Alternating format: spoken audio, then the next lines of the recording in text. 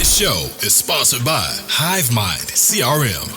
It is more than just a CRM. It is a real estate and business mastermind that comes with an all-in-one CRM. You can have unlimited websites and users. You can call, text, RVM, and email all in one user interface. And you can set up custom automations for any type and multiple businesses. 65% of companies start using a CRM system within the first 5 years of business. Once implemented, the HiveMind will save you on marketing, give you more time, and make more money.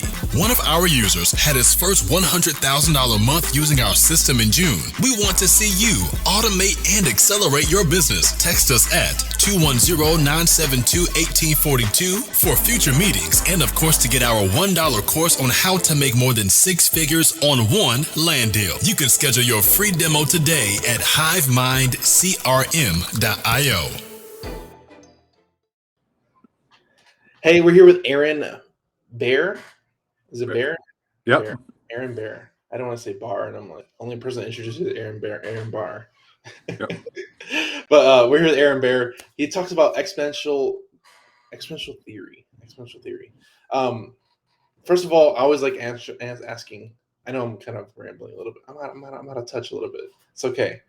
This is why I have editors, but I'm not going to edit it because this shows the experience of a podcaster that we adjust, which I like doing anyway. So, Aaron Bear, one of the first questions I always like asking is, how did you become an entrepreneur, and how long have you been an entrepreneur? This is like my first question I always like asking. Well, yeah. So right around, I got a good story about that. Right around the millennium. So it shows you a little bit. Is I've been an entrepreneur since then, and it started really where there was these two ladies that had a cultural assessment, and we were heading in, if you recall, in the days of WorldCom and Enron, where culture was becoming an important conversation. So I saw this trend, and I saw these ladies that had this cultural assessment that they would go into companies and use. And the time they were doing about $250,000 a year, really small business consulting practice. And I came into them and I said, hey, I'd like to take your tool to the next level. What I'd like to do is become a salesman for this, and give me 25% of whatever I sell, and give me 10% equity in your company for every $500,000 that I create in revenue. And within 5 years, or within 6 months, I basically had created $2.5 million of revenue. So I owned 50% of the company, and that obviously we had to change our business relationship. But that was my first entrance and exit into being an entrepreneur, is really helping a company scale 10x itself in a 6-month period, just because I saw the opportunity that the world was looking at assessing their culture, just because they really was the first time they ran amok when you start hearing about Enron and WorldCom and all these companies, that Tyco was actually one of our first clients that I sold, that things were going wrong in their culture, and there was a way to obviously identify that. So it was my first entrepreneurial venture. Since then, I've been on my entrepreneurial path. I never looked back. Sold my first company then, and sold 12 companies since then. Probably failed at more than that. I created 3 accelerators and incubators, and 3 sustainable nonprofits along the way as well. So been busy, but learned and have won quite a few times. But part of that journey was learning from the failures and moving forward. So I was always that perennial serial entrepreneur that once I sold something, I was already into something else, and rolled all the money, gambled it all on the next one, and just, kept going over and over again. And so a lot of people's like, oh, wow, you sold 12 companies. You must be just, sitting back on an island or whatever. But part of the entrepreneurial, the love of the labor is that every one of those dollars went back in the next venture. So I'm only as good as my last venture. So I'm here, and I have a house over my head, and obviously a retirement account that I'm not too worried, but very, very excited to be launching my next business, which is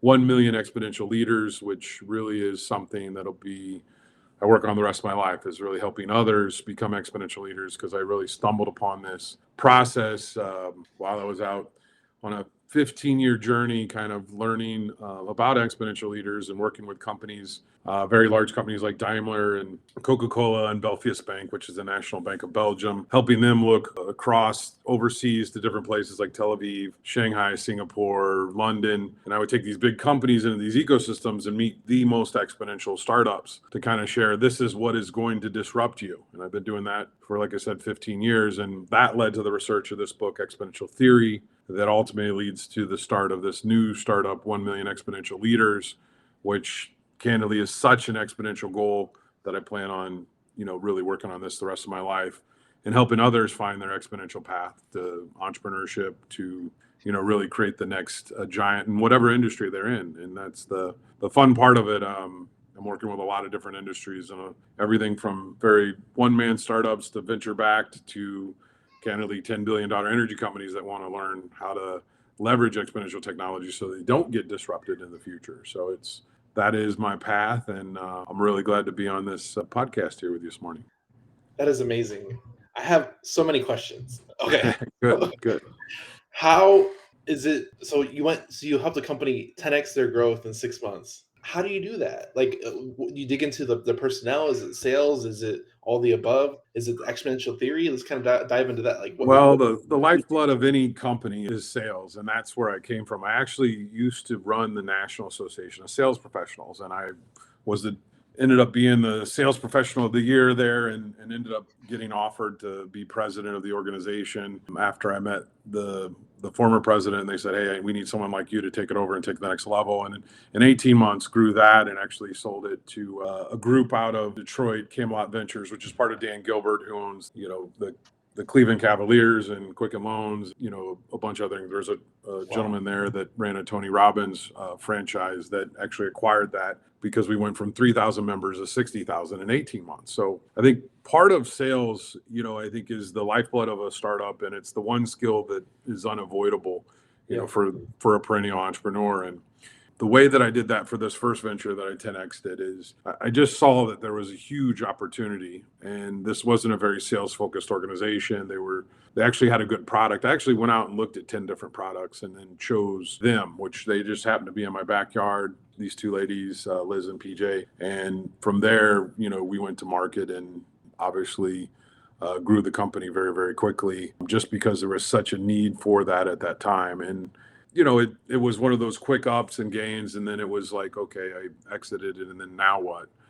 That moved me forward into some other assessment products, and then to something called jobbing.com, where I launched Jobbing TV. And then out of Jobbing TV, I launched the National Association of Sales Professionals and a company called Purposely. And it just, from there, I launched a digital agency that allowed me to create an accelerator. And then I partnered with other accelerators, and I was always having my hands in the different startups. And that all led me back to writing a little model around entrepreneurship that led me into thinking, and then I started teaching really big companies how to be more entrepreneurial. And that led back to Exponential, because at the end of the day, they were really worried about these exponential businesses that were disrupting every little part of their business. Okay. So that, you can kind of relive my journey there, in a different perspective. I think that's what led me into this, is to realize that it all comes down to mindset. You have to have a good relationship with sales and marketing, and that's where, part of it is that grind, that hustle, but it was the enjoyment of getting out there and talking to people about a new product. Just like, right now I'm on a podcast kind of sharing about 1 million exponential leaders. I ended up ultimately creating a sales model that is never get caught selling, and it really is sales is dead. Even when I was running the National Association of Sales Professionals, I used to say sales is dead. And it's because we really have a very negative emotional response to when someone is selling us. But the reality is, what the internet and all the information has done is put us all into a buyer funnel. And that buyer funnel,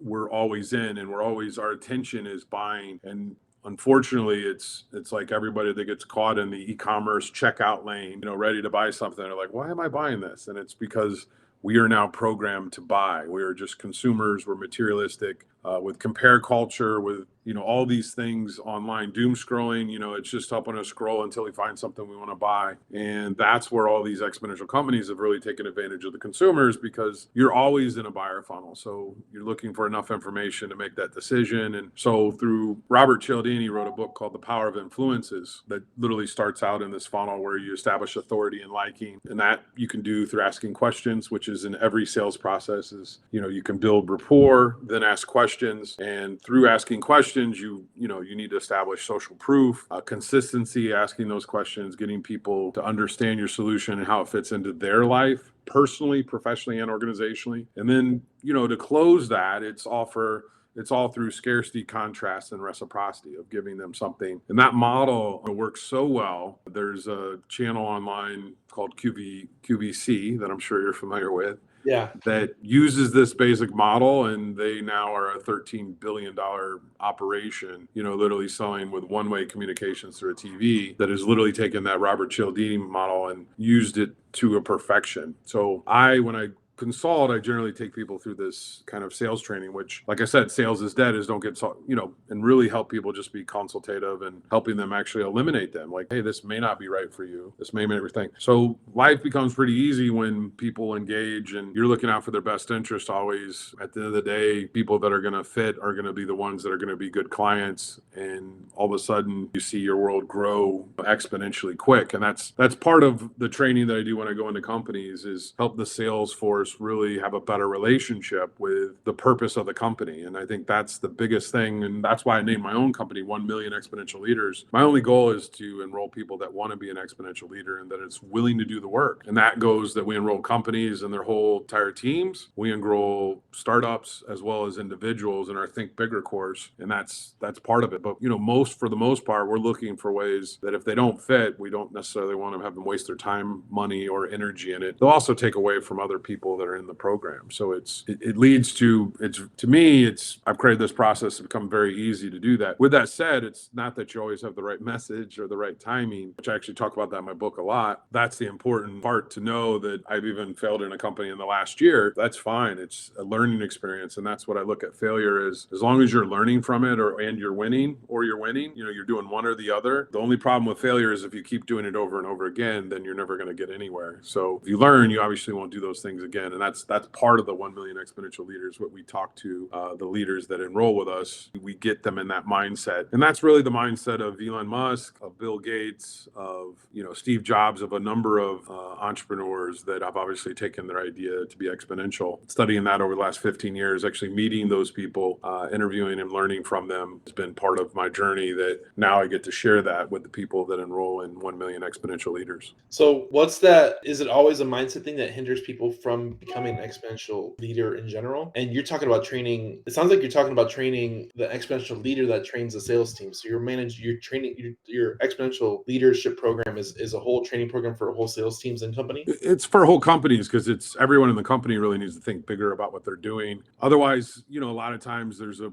part of the group that may think big and they get obstacles elsewhere. But it's like, how do you expand the mindset of everyone? But Daniel, to your first part of that, yes, it is mindset. And I think so many people, we have part of our training kind of really goes through how do you get mindful and into the moment now, where now is the most important time. And in fact, having this conversation is the most important thing that I can do, because, if we impact one or two of your listeners, we're on a path to help create exponential leaders, which exponential leaders solve really big problems. Yeah. And that's what we need right now in a world that seems plagued with issues, and complexities. We need these exponential leaders to embrace and solve problems in whatever industry or whatever their movement is. But going in, the mindset, I think part of it is we're so anchored by our past. So part of our training is through neuroscience and psychology, positive psychology and neurolinguistic programming, is how do we actually have a relationship with what's happened in our past, and whether that's trauma or regrets or limitations that others have put on us. And then if you can think back when you were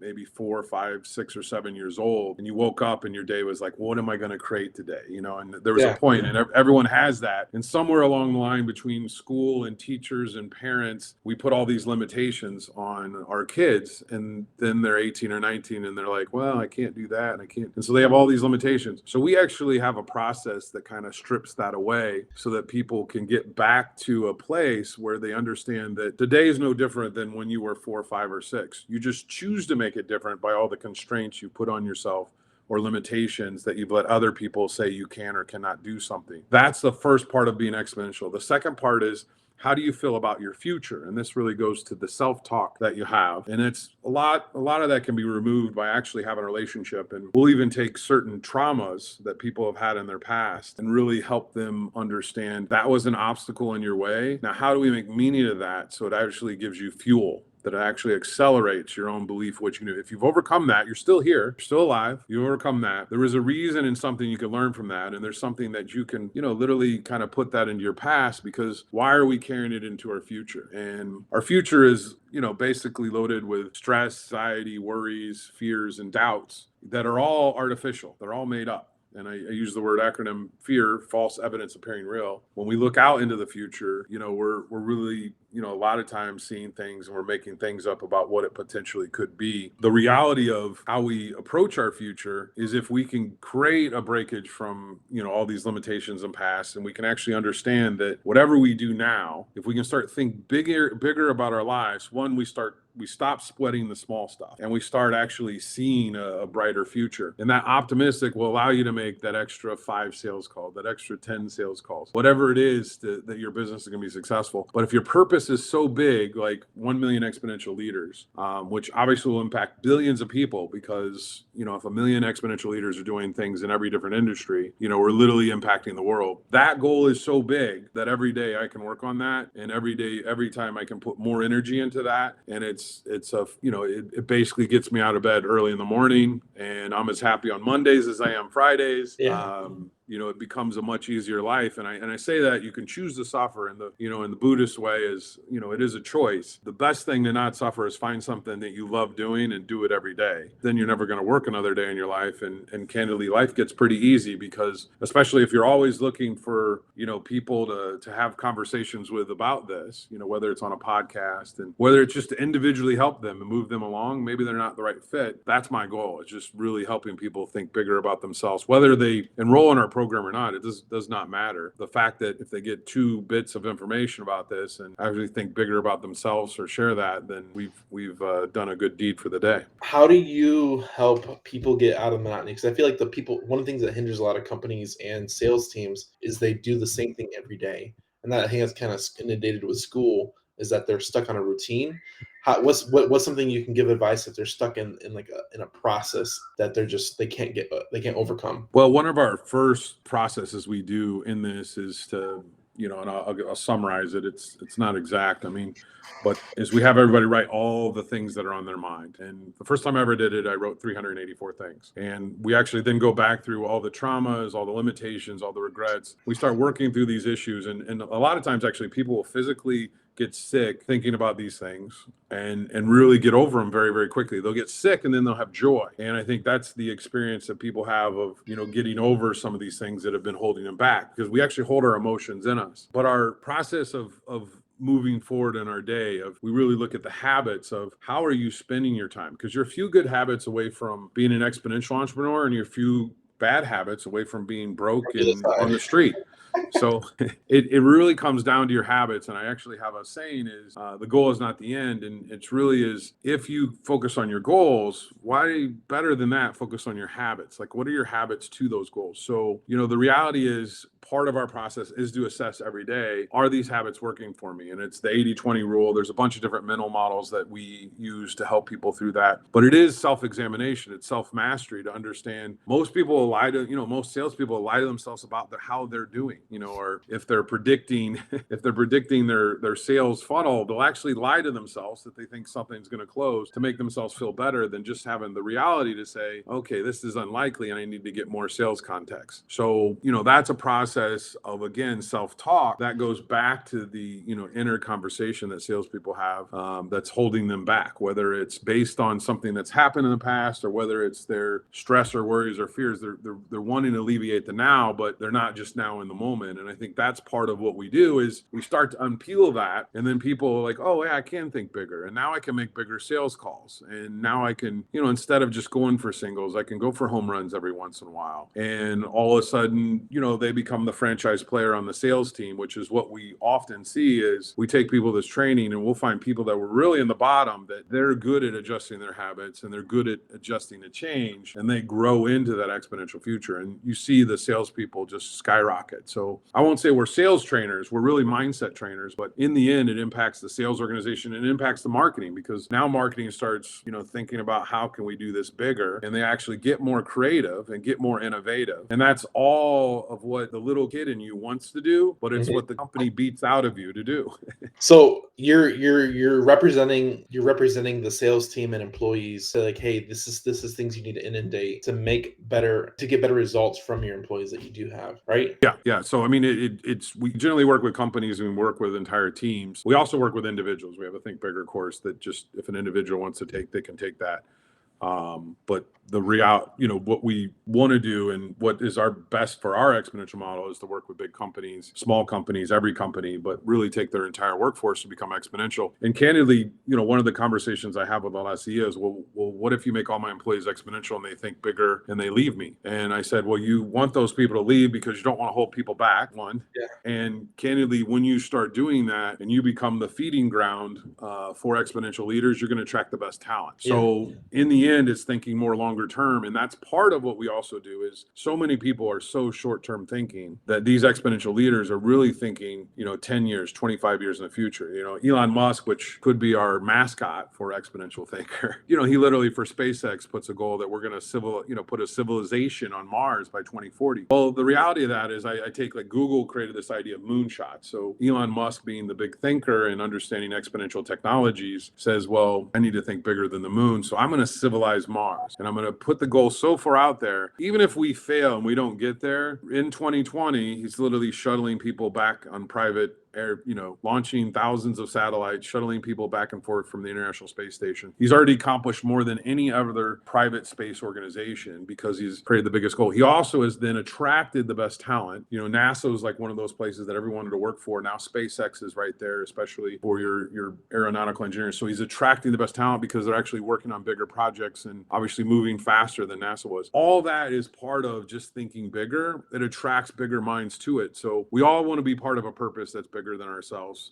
That's where I really kind of lucked into finding 1 million exponential leaders. Is that's what I want to do. I want people that want to be part of that. I want companies that want to be part of that, and that becomes an easy purpose for me every day to talk about because, as you can hear, I'm passionate about it. I want to make those changes for each and every individual in a company, but also for the company themselves. They're going to get exponential results because for too long we've always thought linearly, and right now the law of accelerating returns that Ray Kurzweil created basically has said that we're literally quadrupling in the last 10 years. We've quadrupled our speed. So that's only going to accelerate, as we go into the future. And what that does is we are on that exponential curve, especially with 35 different exponential technologies coming in and literally just disrupting every different industry. We now see, these individuals that have been thinking linear completely lost about their future, and they have to get on a path where they think faster, make decisions, make more mistakes, learn from them faster, experiment more, be lean,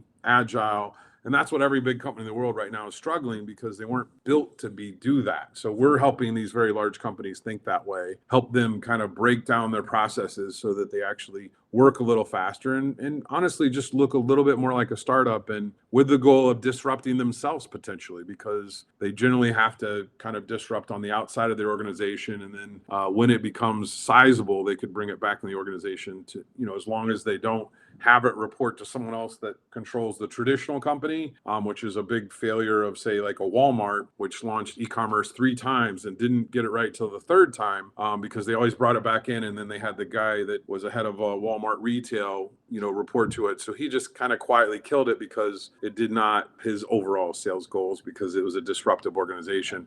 Finally, they brought it back in and had it reporting to the CEO to say this is an independent division. And this is something a lot of big companies need to learn from. There is a way to do innovation sprints, exponential sprints, where a company could grow, a lot of these ideas outside and bring them in once they gain gain their ground. And that's what I've large part done by taking these organizations around the world into these innovation ecosystems, is teach them how they can, outside of the organization, create their own disruption, and how they can obviously learn from it and start making decisions faster, because these companies are making decisions slower than the startups. And that's why the startups are obviously growing at much faster pace.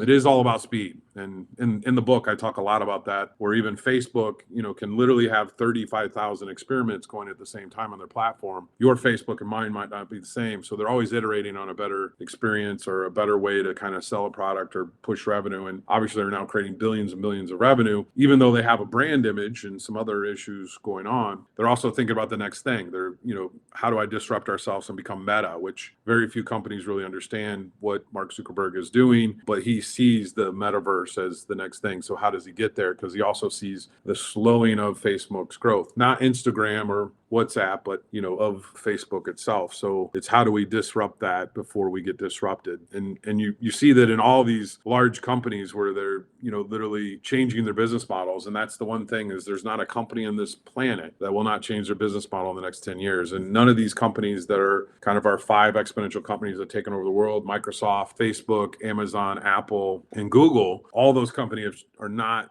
earning the same revenue in the same way that they did just 5 years ago and 10 years ago. In fact, they're totally disrupting them. Apple's going to a subscription model.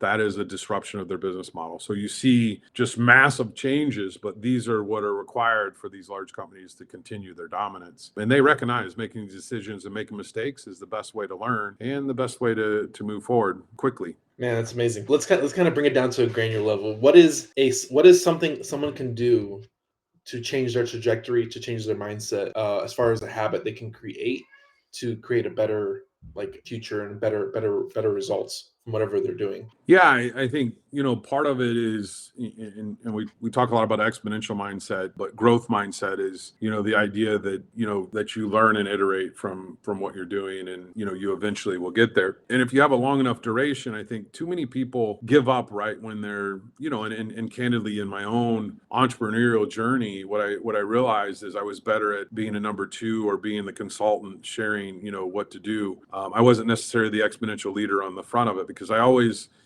saw an opportunity to exit. And exponential leaders aren't thinking about exiting. They're thinking about growing and changing the world, which I am now. I have no plans on exiting what I'm doing. But that's where you see, people get offered massive amounts of sums for their business. And you realize that they understand that doing an exponential company is that you're going to succeed that vision of that. And that's where people tied to their long-term vision will help. So thinking longer term and having the proper amount of determination and persistency to get there. Understanding, in the book, I kind of cover this model that's created by Peter Diamandis and Stephen Kotler called the 6 Ds. And that's the 6 Ds of disruption. And once something becomes digitized, it has the ability to become exponential, because now it's digitized, it's in bits and bytes, it can grow infinitely. There's a long period of deception, and we'll use Tesla as an example, where in 2006, Elon Musk wrote this blog post and he basically explained where Tesla would be right now in 2006 in this blog post. And he said, I'm going to create a really expensive car that I'm going to focus on the battery, not necessarily creating the car, but I'm going to create the best battery and it'll be the fastest car. So now I can create the fastest car on the road. I'm going to sell it for a very, very high price. And so he created the Tesla Roadster and literally took the Lotus Esprit body and just put it right on a Tesla, but put the motor in there, and was able to sell enough of those to get enough funding that then he created the Model S. And he literally predicts that I'm going to create the Model S, which will be in a really expensive luxury sedan. And that's going to give me a platform that'll eventually democratize, which is the furthest end of the 6 Ds, this automobile. And now you have the Model 3, which is entering into the market at a rate that, they sold close to 500,000 them out of their first gate. But that is entering in the market where, he's producing those at such a clip that it's like the new Model T. I mean, you start seeing them everywhere because they're everywhere. But the 6 Ds, once past deception, you get to a period of disruption where you actually, now other people are worried about it. And for the longest time, the big car makers weren't worried about electric and weren't worried about Tesla. But once they became disruptive, then then there's a period of demonetizing, dematerializing, and democratizing this, and that's the 6 Ds. And if you can look at any industry, you can see where that industry is on that trail. And that's part of our book, is to look at your own industry using that model. And it's a very interesting, kind of snapshot of where an industry may be. Tesla is moving up where they dematerialized the engine. They've now are creating a network where potentially they will create a business model where there's unlimited usage of Teslas, because why sell a Tesla when they might just be everywhere? And that's disruptive to Uber. So you start thinking about these exponential, you start to realize is that whatever business model that Tesla is, and I've seen business models where people predict Tesla will be worth $40 trillion, not, that makes Elon Musk the first trillionaire, in this. And the reason is because, when you start changing what transportation is, if all of a sudden automobiles become profit centers, and instead of selling them, you're just going to actually put them on the roads. Elon Musk is only limited by the ability to produce the item itself. Now, Mercedes-Benz and other car makers should be thinking about these strategies, but that's the future. Is the autonomous game is, why would we own a car when we could get in a car and take us anywhere at any time? And it even's wired to our phone that it'll just know that we're going to need a car, and it has one waiting for us. So I see the future as we're literally disrupting, and that gets to democratization, where we don't own a car, we just have access unlimited, and we may subscribe to Tesla service for $1,000, for $100 a month, who knows, and have unlimited transportation. And that's where now you've democratized that, where every person on the planet is getting in a Tesla to go wherever they want. And that's potentially a future outcome. That's one of the scenarios that we play with when I work with automobile manufacturers, because it's stuff they're not thinking about that really is a reality today. When you look at how the infrastructure, we actually see it could actually exist right now. I don't think the world's quite ready for it, but it's going to happen sooner than they think. Yeah, there's a lot of change coming that people aren't ready for, and it's coming faster than we realize, just because the world's moving fast. And I think what the crazy thing about this is that the state and the countries are behind because they're just not paying attention. They're not paying attention and actually seeing what's actually happening in the real world, where it's already happening. So legislation is behind of where it should be, but also it would already be here. Yeah, and I mean, I think we have some hiccups and different things with autonomous vehicles, and I think that's part of the journey. But in the end, if you really look at, there's 1.3 million people that die in automobile accidents. Well, when cars are able to talk to each other, and every car is autonomous, then you don't have automobile accidents. So now, transportation becomes safe. And, statistically, it's already safer than someone driving behind a car. But once we actually start creating some rules and regulations about how they talk, and I've been to the Shanghai and seen kind of like these super automated cities where, all the cars and all the traffic lights and everything moving, talks to each other. That's, I won't say we're moving towards that, where a lot of the risk of that is. And think about the insurance, the automobile insurance industry. Well, what happens when you have zero accident? Now, do you need much insurance? So that becomes democratized. So all these different things and all these different industries, I think there's exponential kind of opportunities of growth, but people have to understand what that means. There's huge opportunities in every one of those. And that's where people, joining the Think Bigger course, part of that is just getting on there to learn, like, what are the opportunities in my industry, or what are the opportunities? How can I find a purpose bigger than myself?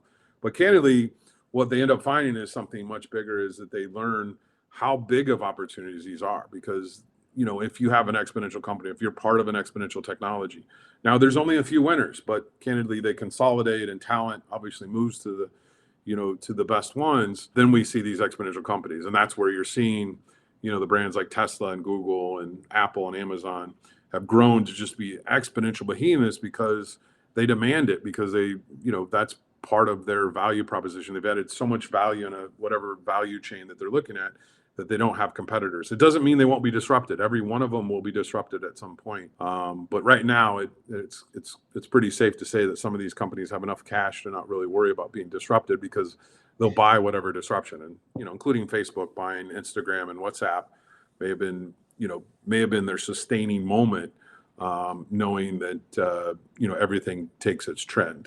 As far as the life cycle of companies has gone down extremely. And in fact, in the 60s, the average S&P company was on the S&P 500 for 67 years. It's now down to 15, and that's going to continue to shrink. It just shows you that you can't be a big company and think you're too big to fail. We've proven that over and over again and the graveyard of companies, whether it's Kmart, Borders, Kodak, Blockbuster. There's a whole graveyard that I cover a lot of them in the book and some of their mishaps. It's because they had linear thinking and they didn't think about how digitization is going to impact their business. And every industry is going through that. So it becomes an interesting conversation. That's why I look forward to having that conversation forever. And I'm always learning. I mean, that's the beauty of it is I'm learning or winning. There is no failure. It's just about how fast can you learn. We covered a lot. I hope people caught some of those things, because now my mind's working as far as like, because like you need to be aware of trends, but you just need to catch one trend. You don't have to be early. You just have to catch it, and you can change your whole business trajectory and business life as far as you say the same thing. All the people that bought Bitcoin, I have more should have, would have, could have stories. Yeah. In 2012, I had a panel for Bitcoin, and I actually bought some. It's a funny story of just catching a trend. I left 2 Bitcoin in there, and I said, I'm not going to worry about cashing them out. They were only worth like, I think $300 each at the time, and I forgot about them until 2019, and was able to cash out for 100,000 plus or whatever at the height of it. But in that kind of experiences, at one time I think I owned hundreds. So the mistake is to understand the longer term horizon. If you're going to invest in things early, is to be patient and ride out that deceptive curve, because eventually it will be disruptive, and eventually Bitcoin will be democratized. Where I early on would even say Bitcoin someday will be worth $1 million. And I think now you see more and more people believing that will happen, just because of where it's gone. But they have to be patient. These exponential things, Amazon took 20 years, all these companies took a lot longer than, they look like they're growing like crazy right now, but it took them a long time to get to that inflection point. Yeah, no, it's interesting thought process, because you don't have to be right all the time. You got to be right when you see a trend. You don't have to be the trend maker either. That's the thing. No. A lot of people think I'm gonna change the world. I'm like, you don't have to do that. You just pay attention to the trends and catch a trend, and you will be fine every time. Always new trends emerging. So just keep an eye open for new trends. We're on that exponential curve, and I think the part of our, where I'm at, I feel very fortunate to be in the place I am, because I do see my own exponential future. But we'll create 10x the wealth we created in the last 100 years, most likely the next 10 to 20 years.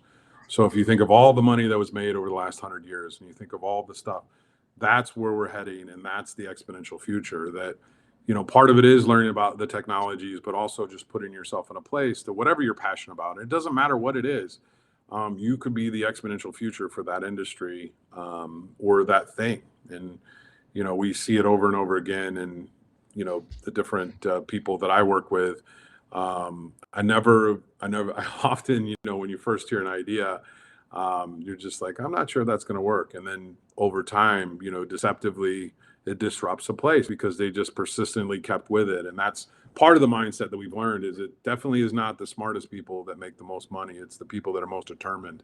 And that's part of our training, is to help people kind of understand that and really work through that, because it is about having a big vision and a big thinking, but understanding it takes time to do that. Yeah, that's amazing. Well, I think we're gonna end it right here. We've covered so much in there. Definitely check out his book. I'm excited to go get his book now, and just experience regular conversation. And I don't like regular conversations. You definitely learn a lot more when you have outside the box thinking, especially outside the box perspectives shown to you. So I'm gonna put your website right here. And what is a quote that is yours or somebody else's that you resonate with? No problem can withstand the assault of sustained thinking. It's a Voltaire quote, so it's really old, but it matters today, and it really kind of drives home the message of everything I just said. So, okay. And with that, we'll leave it. We appreciate your time. We appreciate your service to the community, because it's needed and it's appreciated. Thanks so much. Appreciate it, Daniel. The show is sponsored by The List Guys. Do you need more leads in your local or virtual market? 1 in 10 small businesses don't invest in any kind of marketing. The List Guys have over 35 plus list types to choose from, and you can mix and match any list or criteria. We also use the skip trace list and provide up to 7 numbers and email addresses. Every list you purchase will be scrubbed against previous purchases. The List Guys are here to save you time. Contact the List Guys today at www.1listguys.com. That's www.1listguys.com.